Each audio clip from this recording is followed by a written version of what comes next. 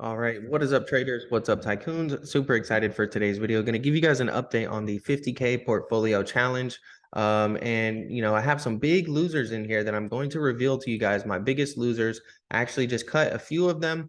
As you can see, there's some positions down all the way up to 70%, but these were all very small percentages of the portfolio. As you can see, they were all less than 1% or slightly above at about 1.7.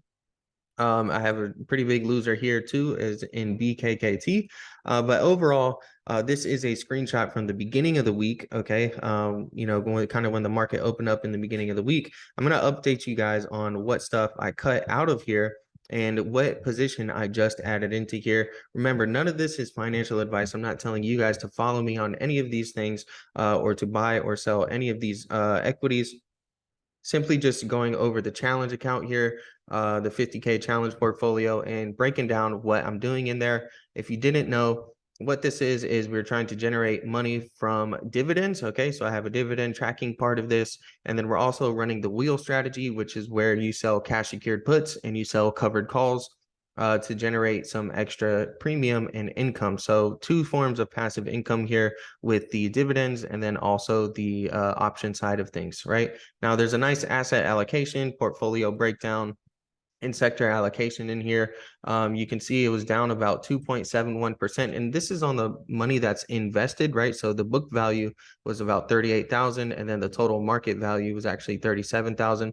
But there's a big amount of cash in here, right? So $13,000 cash. I spent some of that cash today. You guys will see what we spent it on. But we use this to generate that option income, right? By selling cash secured puts. So that's why there's a large amount of cash in this portfolio and it's not fully invested. So if we take a look here, this is basically what I did today on the option side of things. So if you see, we were able to collect $828 today in option premium from selling either covered calls or cash secured puts. So I'll break down which ones I did. If you see here, the total account value is about $52,000. So that 828 was a 1.59% gain that I was able to get today just from selling option premium in covered calls or cash secured puts. So we're going to break down into those. Now let's reveal which stocks I cut, okay, and which stocks I added. So I actually added into here SWK has been on my watch list, and it's coming down to some price levels that I like and that I don't mind. I wanted to get in under $75 and start building a position there. We have 50 shares of that stock in here. And this is a nice dividend stock for me, right? So this is going into my dividend side of the portfolio. They pay about a 4.3% dividend. It's got a 4.3% dividend yield on it. And, if it continues to go lower, then I may end up adding some more shares and building that position out. But for now, we're just going to see how things go. There's been a little bit of kind of bad news. They're shutting down some facilities in Fort Worth, I believe. And so, the stock has been dropping here as of recently. But it's something that I've been watching too and looking for it to come down to these price levels. Okay. These are near pandemic price levels, like COVID 2020 price levels on Stanley Black & Decker. So if you missed out on buying the dip like I did back there, I was paying attention to it to see if we were going to come back down to these pandemic prices. And it's pretty much wiped away all of the gains of 2021 and 2022 and back to those COVID lows. So that's why it was on my watch list in particular. Now, if we go over, we can see that I've cut a few stocks out of here now, and the stocks that I cut were Jumia. Okay, I cut out Fubo, and I also cut out Galat Satellite Networks. Those were three of some of my biggest losers, if not all three of my biggest losers right there. And we can see now that according to the sector allocation, okay, for this portfolio, I have about 30% of it is tied up in consumer discretionaries. That's going to be in Stanley Black & Decker as well as Kimberly-Clark. All right, those are some pretty big positions in the portfolio. KMB is about 16.4% and SWK is about 9.4%. If we take a look here, all right, I'm up about 13% on the KMB. Was able to get in at a nice price on those. So we'll see if I was able to get in on a good price on SWK or if that thing is just going to continue to go lower. Who knows? I don't know exactly for sure. We have about 13.5 in index. That's going to be in the SPY-G right here. Okay, the S&P 500 growth ETF, we've got about 13% in essential utilities, 30% is in energy, which is a really good hedge. And was a really good hedge. I probably should have sold out of some of my gush when it was up like 20-30%, but hindsight is always 20/20. That was a really good hedge that helped keep the portfolio afloat. And I did sell some gush shares, definitely, and took profit, and that's when I started getting into some other things. But right now, if you take a look here, the annual dividends is going to be about 6.6% total yield. Okay, we're paying out about almost 2,600 in annual dividends with a monthly average of about $216. The total book value right now is about it was 38,932. Okay, the total market value is 39,662. So on the part that's invested here, it is up about 1.84%. Still a big amount of cash here. We got $12,000 in cash. And if we take a look, I'm using that cash, as I mentioned, to sell cash secured puts.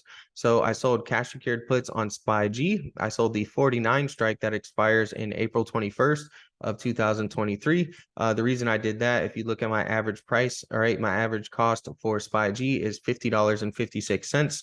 So that would put me in, if it falls, within the next 4 weeks or so, below basically my average cost, then I would be forced to, purchase essentially like 100 shares right there at that price.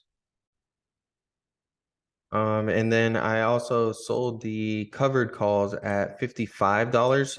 And so again, that would force me to sell 100 shares at 55. But if you take a look, that with the average cost of 50, that would be in profit. So I was able to generate $65 and then $20 for a total of $80. On SPY-G. I sold some covered calls on NNDM, which has been rallying a lot here recently. If we take a look on the day, NNDM had a pretty good day in the market. This is the wrong page right here. NNDM was up about 7.38% at the time of this recording. So NNDM was having a really good day. And so I don't mind selling some cash secured puts, especially when stocks are up. I'm sorry, covered calls. When stocks are up, the premium on those calls go up even more. So I was able to generate $22 by selling the cash secured or the covered calls right there. We have BKKT, we have PHO, we have Gush, we have Bingo, and METV. These are all the things that I basically sold options on today to generate that $828 in premium. And that's basically it for today. Just wanted to give you guys a quick update. This is what it's looking like now. We have Zim. Zim is about to pay a dividend here soon. It pays a pretty nice dividend, and I have 100 shares of that. So I'll probably be doing an update whenever I get my Zim dividend payout, just to update you guys on what everything is looking like. We do have some other stuff in here. We have METV, which is the metaverse ETF, which I know the metaverse scares a lot of people, like hearing that word from investing in it, but really it's just a very tech heavy ETF.